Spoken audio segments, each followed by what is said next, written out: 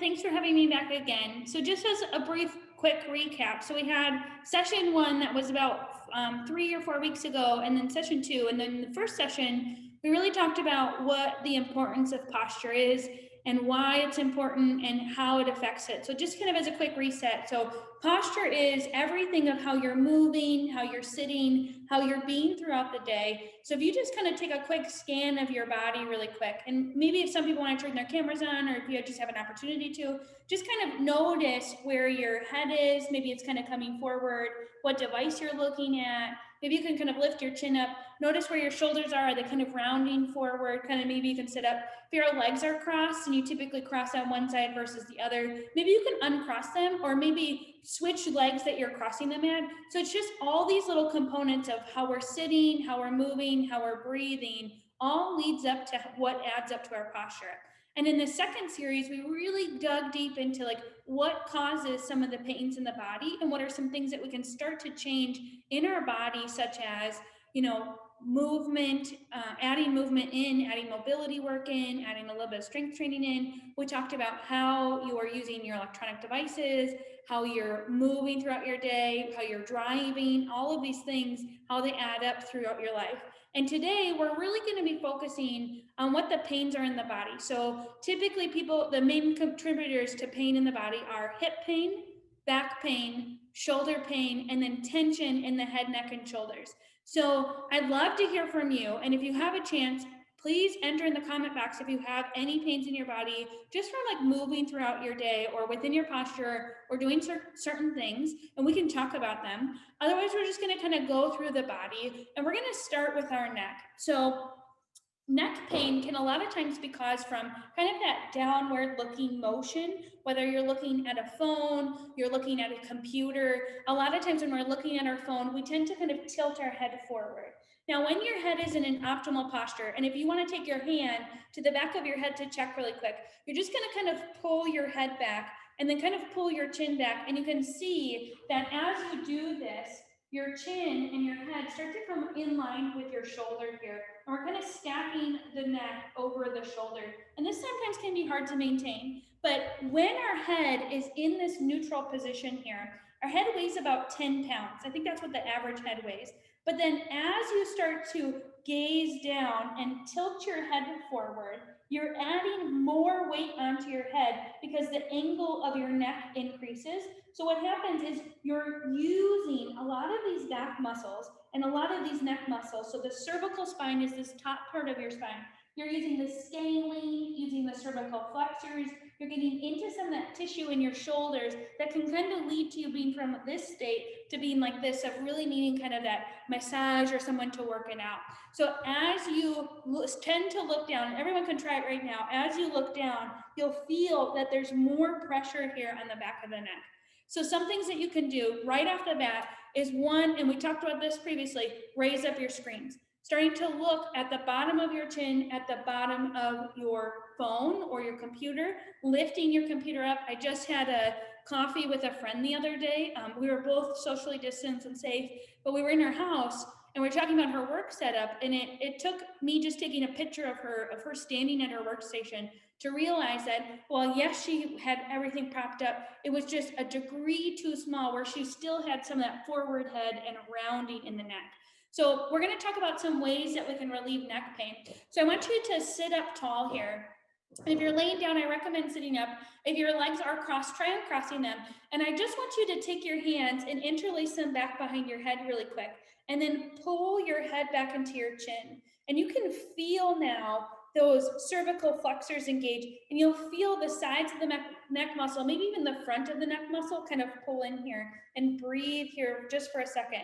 We're going to do some what's called chin tucks. So if you ever went to physical therapy, a lot of times if you have neck pain, this is what they'll have you do. But I'm going to have you move your chin forward purposefully and then pull it back into your hands. We'll do this a couple of times. So you'll move the chin forward and then you'll pull it back.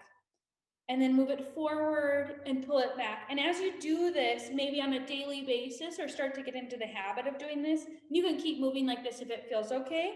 A lot of times what you can do is you might have a little bit of soreness or stiffness in your neck afterwards, but after doing this for a couple of days and starting to re-strengthen those muscles in the proper way, it'll start to go away. So once your head is back again, you're gonna hold, and you can relax your hands down, and we're just gonna keep the chin back here, and we'll bob our head from side to side. But notice, are you kind of gazing down as you do it? Try to stay in one line as you move the neck from side to side. And I just saw Lisa type in that she has neck pain as well. Lisa, if you're on here, if you want to unmute yourself, you could maybe tell us a little bit about your neck pain. Otherwise, we'll just keep stretching here. So we're going to drop the ear over to the left, and we're going to pause here. And this might be enough right here, or you can take your left hand to your right temple, and you can find just a slight pull here, and you'll feel it really intensify in the side scalenes, the muscles here. Maybe you might be able to feel it into the right shoulder, or maybe even down the right arm as you breathe. Deep breath in. Deep breath out. Deep breath in. Deep breath out. Now you're going to take your hand to the top of your head, and if you were to have a ponytail, if you don't have one, you're going to bring your hand to that ponytail. Turn your chin down, and then I want you to find a slight pull here of the back of the head. And it's not like you're pulling your head down. It's just a slight little pressure here. And now you'll find it in the back of the neck. I can feel it into my shoulder blade as well as the sides of the neck here as we breathe. And this is a great kind of stretching thing you can do here. So with the chin tucks, kind of any time of the day, maybe it's when you get up in the morning, if you get that stiff neck from sleeping, a lot of people tend to have that. Let's bring our head back up through center, and we'll go to the other side. Drop your ear over to the right, keep your chin back, and then maybe you bring that right hand to the left temple. You're not necessarily pulling, but you're letting the weight of the hand just kind of hang out here.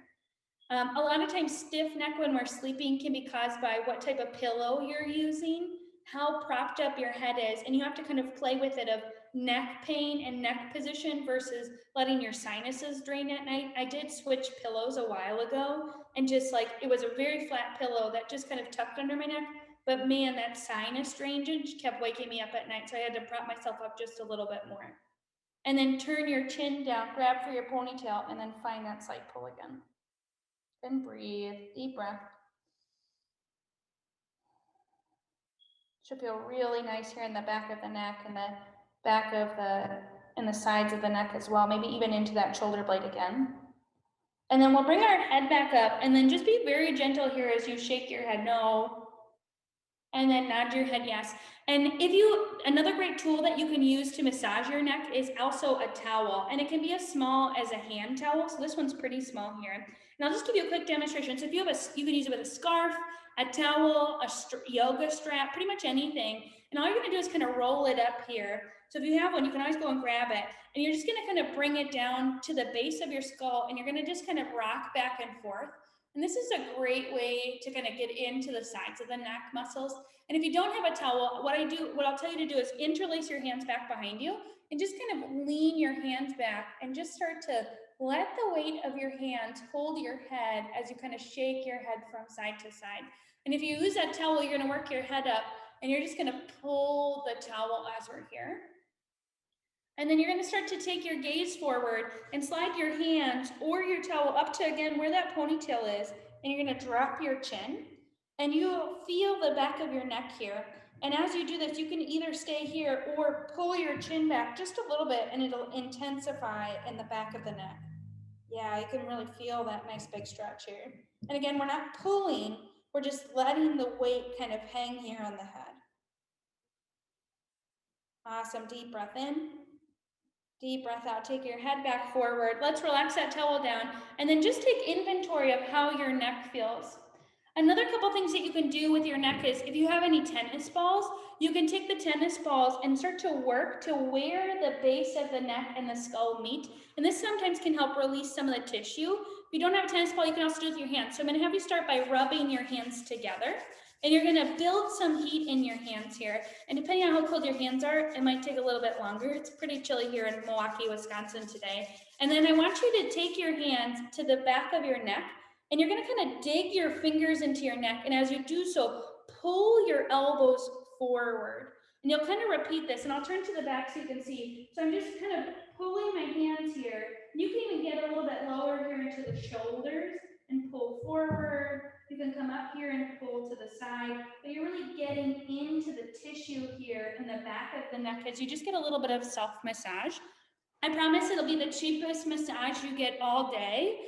Probably not as effective as paying for a massage, because I also love massages, but it's a great way just to give yourself a little bit more relief by really getting those fingers into it. Now, Tara said she has upper back pain from big boobs. I understand, I hear you, and some low back pain. So let's start to talk about kind of what some of that looks like from the shoulders and the upper back.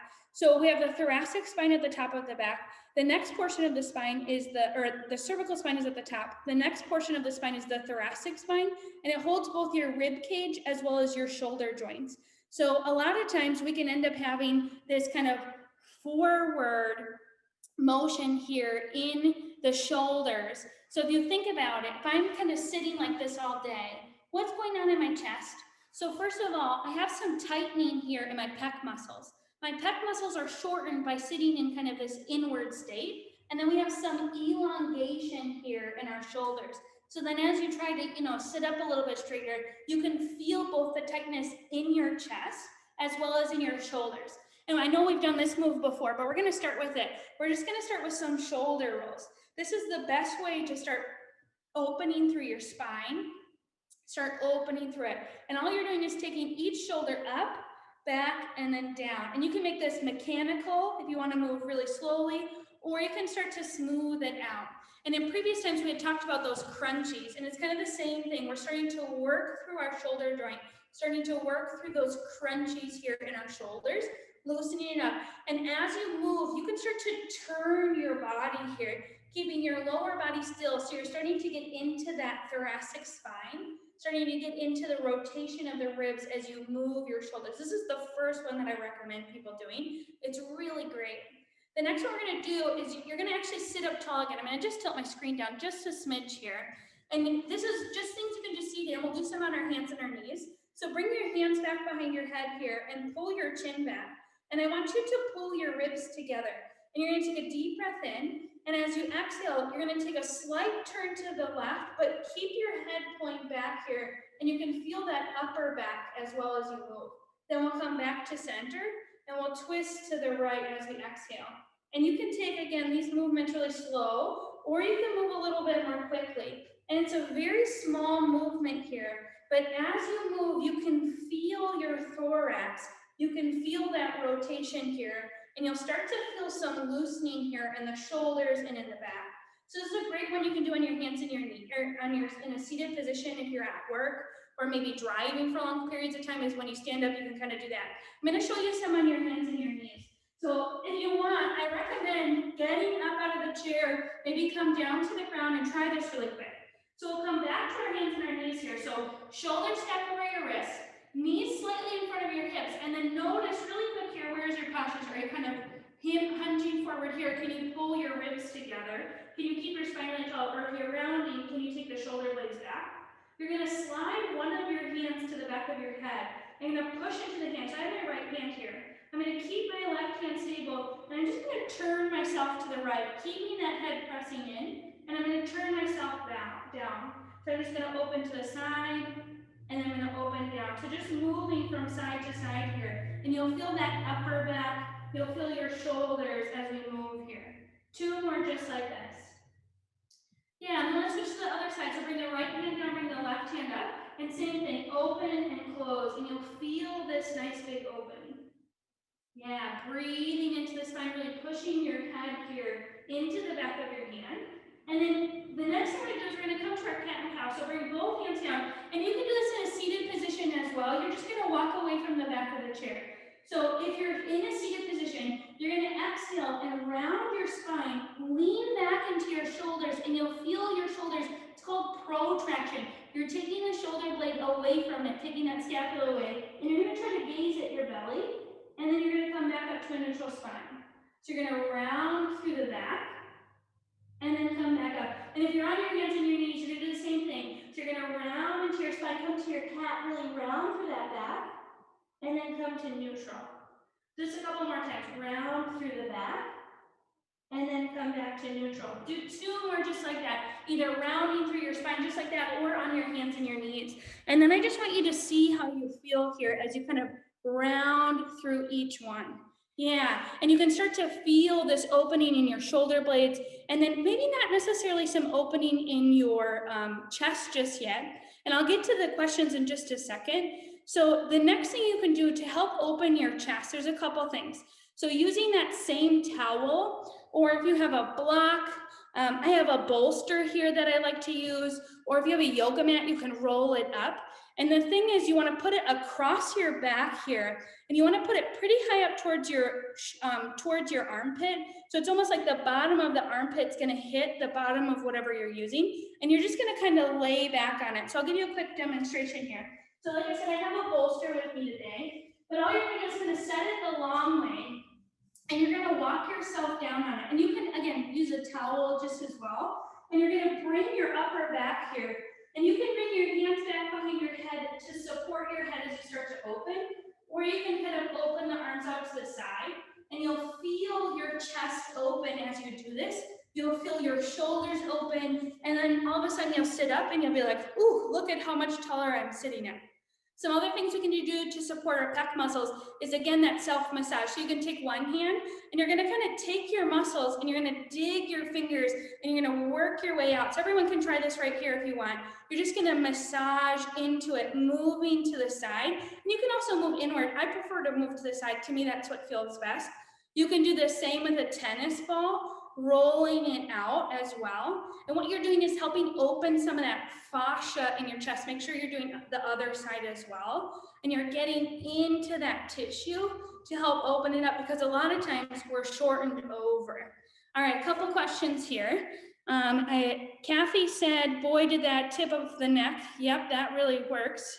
Irene says, the neck exercises are amazing. My neck is not making the usual crunchy noise. That's amazing. Noise it quite makes. And then there was a question from Facebook. So Linda asks, I missed your advice on how to hold my phone and laptop. Would you mind repeating it? I don't mind at all. The biggest thing is, the rule of thumb here is bottom of chin, bottom of screen. So instead of holding your phone all the way down here where your neck is kind of hunched over, lift it up. Think about if you were to take a picture of someone, you're not going to take a picture down here most of the time. You're going to lift it up and be that weird person that's just kind of like moving from side to side, and you're being able to look at it at a higher rate. As you know, so last week I was in Memphis, and I had taken a flight to get there and then a flight to get home. I was COVID safe. We took a lot of precautions while we were there. But I actually ended up bringing, I have a tripod that I can put my phone on that I use to take selfies, and I use sometimes to record yoga videos, or sometimes even when I'm practicing, I put my iPad on there as well. I brought it on the plane, and I undid the thing when it came down, and to watch my movie, I set up my tripod and actually put my phone up there. So instead of looking down at the phone, I'm looking more up, and that's going to help take a lot of that pressure off of your neck. All right, Patricia says, hi, Ingrid, great exercises. Do you have either a website reference or a handout for these exercises? I do, and I'm going to be doing a free yoga class on Sunday at 8 a.m. Central, which is 9 a.m. Eastern, and the Girls Night Live people will drop it in there, but it's a free class, and I have tons of information if you go to my website, or even I'm on YouTube. It's just Inga Bentley Yoga. We've been doing a 21-day posture challenge where we've been working through kind of all of these tips and tricks of how to do it and how to start adding this movement to your body. Tara said, if she has a handout, I'd love it. Absolutely, you can send it right, they'll send it right out to you. That's great, awesome. They just dropped the link for the class if you're interested. If you can't make it live, if you sign up, I'm gonna send out the recording afterwards. All right, so now as we're working down the body, so we got a little bit into the shoulders, a little bit into the chest, head, and neck. And now we're gonna start to move kind of more into the low back. And maybe I'll do a quick pop quiz if someone can put it in there. If not, I'll always talk about it. What causes low back pain? What can be some causes of your low back pain? I'll give it just a second. I'll give you a hint, and I'll step away so you can kind of see here. Yeah, poor posture can sometimes cause low back pain, but think about it. When I'm sitting, if I'm sitting like this, what's going on in my low back? It might be hard to see, but you can see. So, okay, my head is in that forward position, my shoulders are rounded, and my pelvis is tilted posteriorly. So if you look at my low back is really long here, where my core is really short. Some awesome things you can do for your low back is let's get up, let's stand up. So if you have the capability, I recommend standing up here. And we're just gonna do something really simple while we're here. So you're gonna come to a stand and you're gonna bring one hand to your belly and one hand to your low back. And then just take an inventory. So you kind of have the butt out, boobs out look. Or maybe you're posterior tilted, so your pelvis is kind of tucked under and you're kind of leaning back into it. I just want you to take your hand that's on your low back and you're going to smooth it into your glutes. And as you do this, I want you to kind of pull your core in just a little bit here. So the number one thing you can do to support your low back is using your core and using your glutes properly. Let's go through some other exercises while we're standing. Open up your feet pretty wide here, and I want you to keep one hand to the belly, one hand to the low back. Bend a little bit into your knees here. And we're going to start to hinge forward, but I want you to hinge at your hips. So you're pushing your hips back as you do this, not rounding your spine. Keep your chest lifted, and then we're going to stand up. And then we're going to hinge at that hip, and we're going to stand up. And you'll do this just a couple times. So what we're doing here, as we bend our knees, we're leaving some of the fascia, the connective tissue that's in the body. And as we also bend forward, we're getting a little bit more into that hip and then that low back. So we're just kind of breathing here as we're moving from side to side. Yeah, moving forward and back. All right, some other things you can do. So you can either stay standing, or I like to come to a low lunge for this. So I like to bring one knee in, and you're gonna find it right underneath your leg and the other leg up. I'm gonna walk myself back just a little bit so you can see here. So I have my left leg forward and my right knee down, and I'm at a 90-degree angle. So I'm not kind of tipping here. And if you want to try this really quick, you can see how your low back crunches. You want to pull yourself back here. So you're upright. So again, hand to the low back, hand to the belly. Pelvis is neutral. You'll bring your left hand to your low back, reach your right arm up, and on an exhale, you're just going to side bend to the left, and then you're going to come up tall. And you're going to side bend to the left, and you're going to come up tall. And you're going to do this a couple times. So I'll turn to the side. So side bend, and you'll come up tall. One more, side bend, and then come up tall. And then relax your right hand down on that switch side. So left knee comes down, right leg comes up again, 90-90 angle. Right hand to your low back. You're pushing into your glutes. Left arm is reaching up. Big breath in, and we'll side bend. Come to center and side bend. And the bonus here is that you're also getting into this left hip flexor as you're side bending. Our hips on our low back and our pelvis are so interconnected that one little bit in one problem area can cause so much pain in the rest of the body. Just finding a couple side bends here. So other things you can do, so if you're upstanding, it's just taking a little bit of a back bend. So you'll bring both hands to your glutes, or you can be kneeling here. I want you to push your pubic bone forward. So you're pressing your glutes forward, and you're just gonna lift your sternum up and start to gaze where the ceiling and the wall meet. And you can feel your chest opening, you can feel your back opening, but you really have your glutes here as you're supporting in a back bend. Yeah, and just taking a deep breath in and a deep breath out. 2 more big breaths like this. Inhale and exhale. Last one, inhale. Exhale, we're going to slowly come all the way up. And then I'm going to show you some exercises now on the wall. So I'm going to just turn my screen just a bit. So if you have an open wall, I always recommend doing this. And you don't need much space here. But you're going to put your spine up against the wall and lock your feet away just a little bit here. And you're just going to start with your spine on the wall. And you're just kind of rocking from side to side. And as you do this, you can start to lean forward. So you can get into that low back, but notice if you're starting to round in your chest, and you can lean forward as far as you want here, getting a little bit into the glutes, getting into your low back.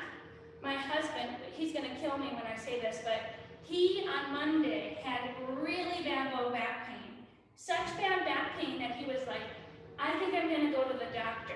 And I was like, well, it's too bad that you live with a yoga teacher. That's not gonna let you do that right away. And this is what we started with, is just kind of mobilizing, getting some of that soft tissue.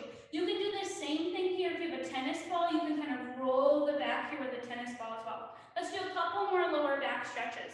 So now I'm gonna have you turn to face the wall. If you don't have a wall, you can also use a chair. I'll actually grab a chair. And I always recommend any chair without wheels on it is gonna be best.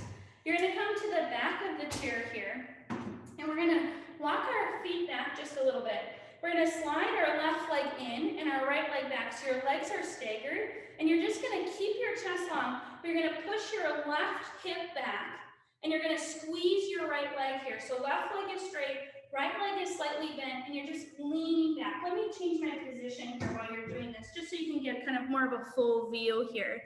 So it's just one leg forward, one leg back as you're leaning into it. You're pushing your butt back, and you're using that chair, using that wall here as a support. Yeah, big breath in, big breath out. Deep breath in, and deep breath out. Let's switch right to the other side. So step that right foot forward, and we'll step our left leg back. Keeping that right leg back, you want to lock out your knees. So if you're hypermobile, keep a slight bend. Hands here, and then push your right glute back. And you'll feel this in your hamstring. You'll feel this in your hip, but you'll also feel just a slight tug here in your low back as we breathe. Deep breath in. Deep breath out. 2 more big breaths over here. Inhale. And exhale. Last one, inhale. Exhale. Now we're going to step our right foot back. So you're going to grip the chair or the wall here. And I want you to open up your feet really, really wide.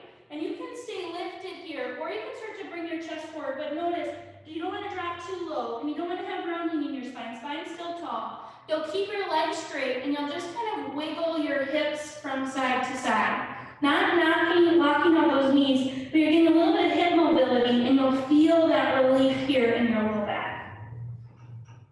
Yeah, deep breaths as we're here. Should feel really good here on the back and on the hips. All right, 2 more. Last one. All right, let's come all the way up and then give ourselves a little bit of a full body shake here. And let's answer some more questions.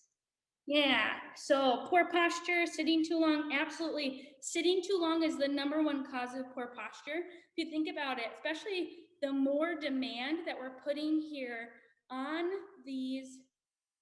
our bodies, especially when we're on our mind and in our stress level on work, where we're spending so much more time hunched over our computer, working all the time. I mean, I'm not gonna lie to you, I do have a corporate job and I work with a lot of foreign countries. So what is the first thing I do when I get up in the morning? I check my phone. Then maybe I exercise or teach a yoga class, and then I'm right back to work. At lunch, maybe I go for a walk, but I bring my work phone with me. You're just constantly connected to the outside world, where you just have to find a moment to pause and connect to yourself. What do I need to support myself right now? And it might be a little bit of movement. All right, Jacqueline says on Facebook, I'm enjoying your teaching and techniques and your clear voice. Thank you. I love to talk. I could talk all day. In your spacious area, I'll watch the replay, but enjoy the live best. You're very welcome. Patricia Smith says, thanks, Inga. Susan asks, is it possible to get rid of the rounded in your shoulders, or is it too late when they are rounded? I'm 45.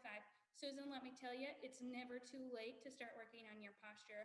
There's all kinds of studies with older populations, especially, and 45 is not that old. You've got plenty of time in your life to fix those rounded shoulders.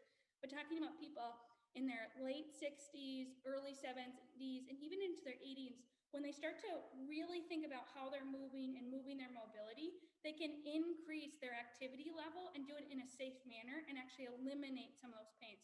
So it's never too late to get started with movement. It's never too late to get started with your posture and starting to change the way that you're interacting with the world to better support your body. The #1 thing I would say is, if you're struggling, reach out to someone. You can reach out to me. There's plenty of great yoga teachers out there. There's great physical therapists or physios. There's great chiropractors that can really help support you. And the #1 thing I tell you, I mean, I can't tell you how much money I've made off of some of these YouTubers that just post videos and don't necessarily talk about alignment and posture. People come into it, and then honestly, the #1 injury when it comes to yoga is both wrists and back pain. And it's because they're not properly using your glutes or using your muscles in the right way to support your body. So if you're struggling with anything like this, just please get support. The more support you can get, the better you're gonna feel, and get support sooner rather than later. All right, does anyone else have any other questions? Otherwise, we're gonna move into our hips. All right, let's move into our hips. While I'm just gonna take a quick drink of water. All right, our hips. A lot of times when we talk about our hips, people think about their hips and their pelvis being the same thing. Our hips are actually that joint where your humeral head, so the longest bone in your body, your humerus in your leg, connects with your pelvis, and it moves and shakes. And we've done some hip rotation before, but there's a couple different ways that your hip moves. The most common way that we move our hips is into flexion and extension. So the most common example of this is just as we're walking. So as we're walking, we're picking our leg up as we extend to our back leg, and then we're just walking forward and back.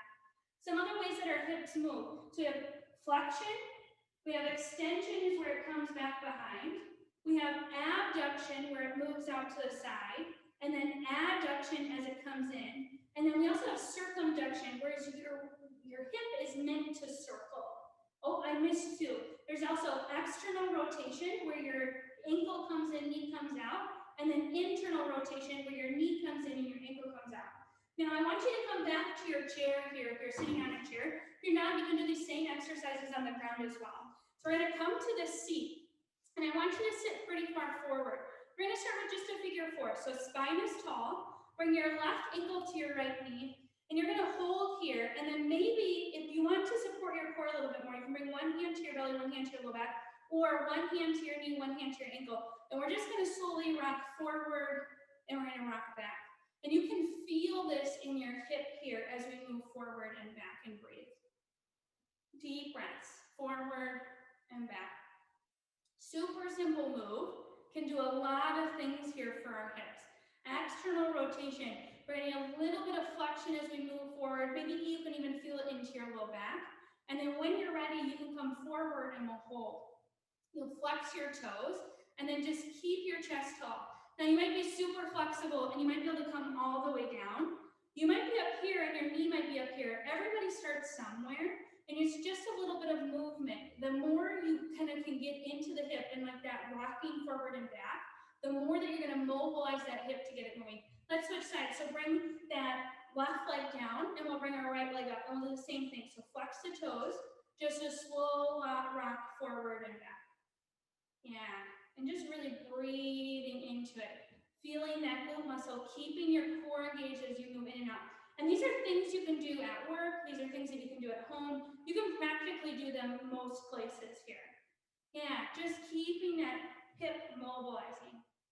All right, and then come back up and you can bring that leg down. Now, if you want, you can grab onto the sides of the chair here, or if you have arms, you can grab it, or you can hold your pelvis, but some things that you can do. So think about if you're working here, you can bring your hands to your hips, you can talk on your Zoom and just march your legs, just lifting them up and down. So extending or flexing the hips. So all we're doing is finding a little bit of a march. Yeah, breathing in and breathing out. Better yet, maybe you can stand up and do it, or if you're standing, maybe you can sit and do it. But just small movements like this can really get rid of hip pain. Now, a lot of times we have very tight hip flexors. While you keep doing that, I'm going to talk for just a second. So if you think about it, when I'm sitting down, this front muscle here of my leg is shortened. I'm shortening my hip flexors. Now, if I stay like this for a long time, when I stand up, I'm going to have some pain here. So another exercise we can do too, and I'm going to move myself back just a smidge here, is you'll actually turn to the side of the chair if you can. And if you have arms, you can move them out of the way. If you can't quite get here, that's okay. You can also kind of do it from the front, or you can get off the chair and do it. But you'll have your left leg to the side of the chair, and you're just going to walk the right leg back. And you want the right knee right underneath you here, and you can grip that chair here. And I want you to think about pulling your left heel towards your right knee, and you'll feel this right hip flexor light up. Like you can feel your quadricep, you can feel this whole side of your body. And then we can combine movement. So we can take the right arm up, keep the ribs together, and maybe you add that same side bend we did in that to relieve some low back pain. This is a really good way to do this. You can start to open up just a little bit more.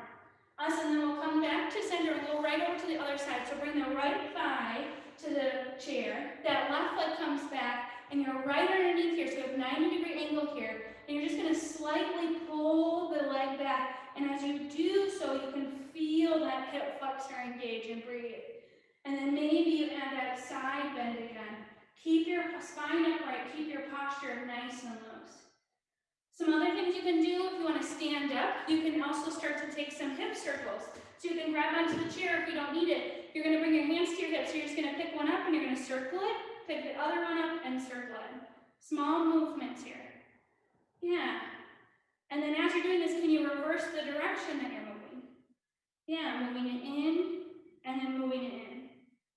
Yeah, some other great things. I was just talking to some people before this about things that you can do without people noticing at work, especially when you're in a standing position. You can kind of hold onto your desk here, and you can take one leg, and you're just going to slowly kick it back, and you'll just feel that extension here of the leg, and then you can switch the other leg. So just slow kick back. There's no tilting in the pelvis. Low back stays long here as we move. Two more like this. And then the other thing you do is kind of kick your legs out to the side. So we're abducting the hip, taking it away, just moving from side to side as we breathe here.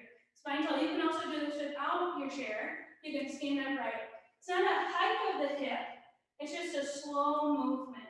And then same thing, you can take that knee across. You can take the leg across and swing it, and then across and out, and then across and out. And you can always hold on to something as you do this, just getting into that hip joint.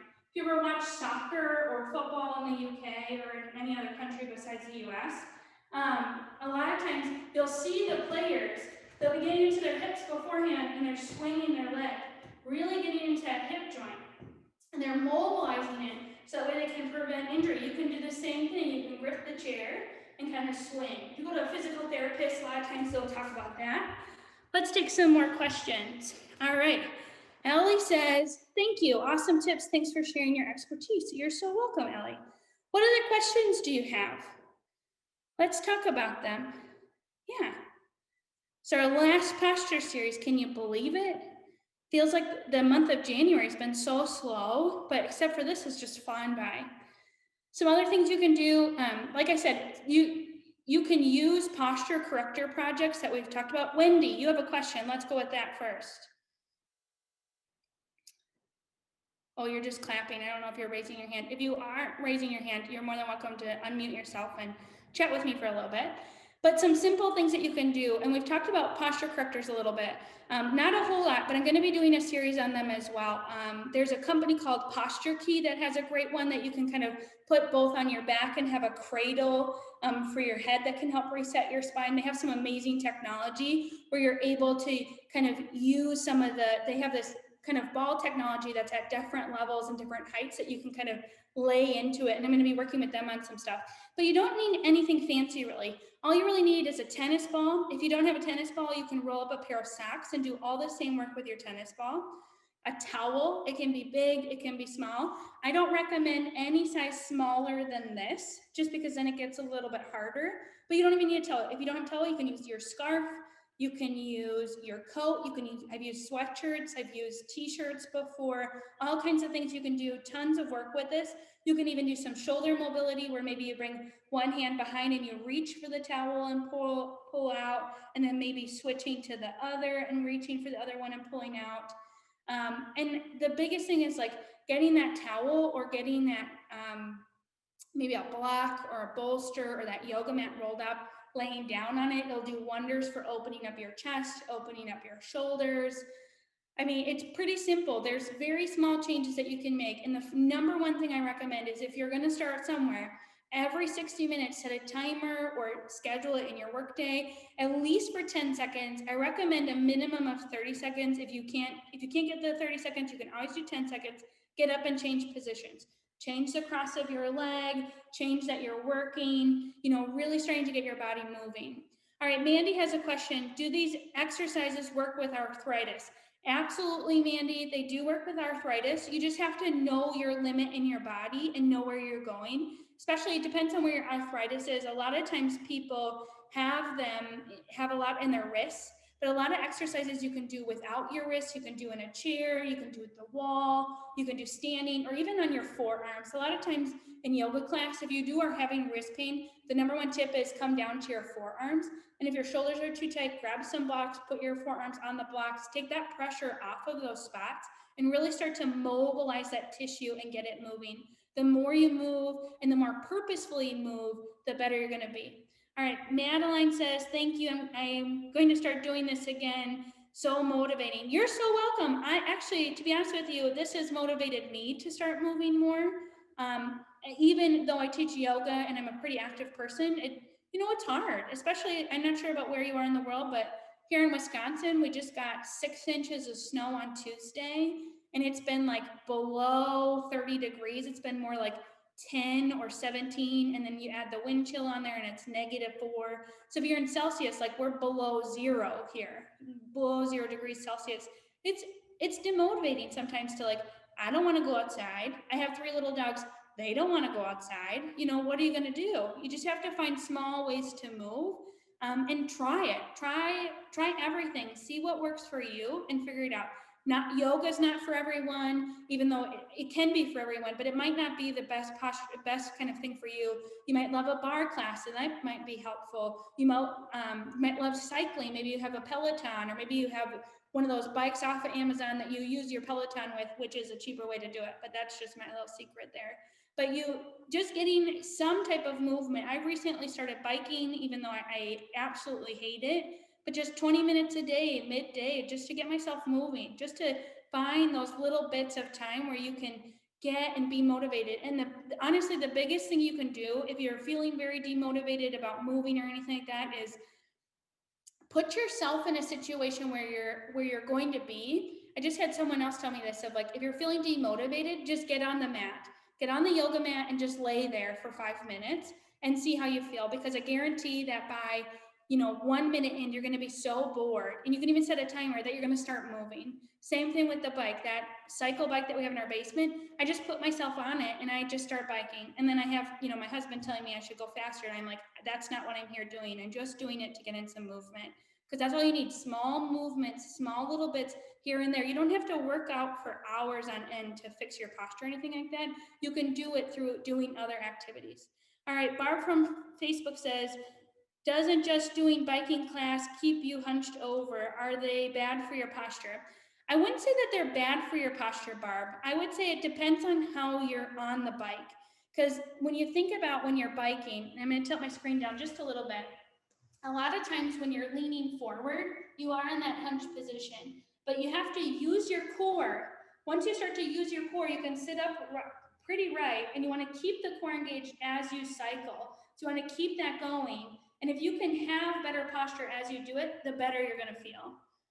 Yeah, so I wouldn't say they're bad for your back or bad for anything. You just have to be mindful of, like, where am I in space? How am I moving? I have an amazing woman who comes to my classes. Her name's Skylar. She's a professional cyclist. And we talk a lot about how to open her chest, how to keep her core engaged, how to focus on how am I running, how am I biking, how am I moving from my center to keep myself together. Awesome. Any other last minute questions? Otherwise, I'm going to let you guys have a wonderful day.